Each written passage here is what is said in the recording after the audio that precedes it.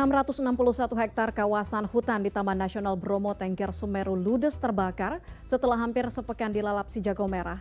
Meskipun api sudah padam, petugas masih siaga memantau titik rawan kebakaran susulan. Kebakaran di kawasan hutan dan lahan ini terjadi sejak Selasa 29 Agustus lalu. Banyaknya tanaman hutan dan padang savana yang kering akibat musim kemarau ini membuat api dengan cepat menjalar. Kini kebakaran kawasan hutan dan lahan yang berada di Kabupaten Lumajang itu sudah dipastikan padam.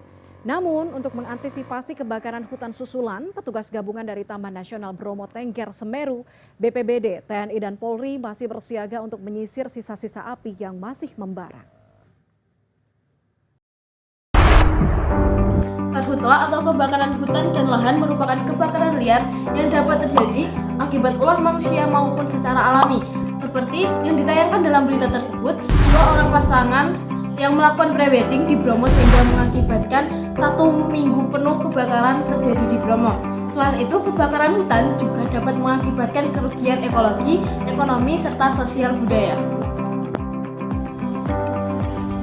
Kebakaran hutan dapat terjadi karena dua faktor. Yang pertama yaitu faktor alam. Hal itu dapat terjadi ketika sebuah petir menyambar ke dalam area hutan.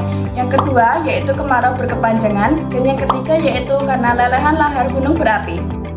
Yang kedua yaitu karena faktor perbuatan manusia. Yang pertama yaitu adanya orang yang membuang puntung rokok di dalam area hutan, dan juga yang kedua karena pembakaran sampah di dalam area hutan, dan juga orang yang membuka lahan dengan cara membakar hutan.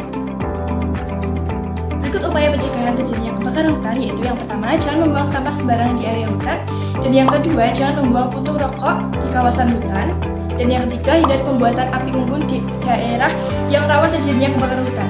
Dan yang keempat, hindari pembakaran hutan untuk membuka lahan atau kebun, dan yang terakhir, lakukan rehabilitasi untuk upaya pelestarian di hutan.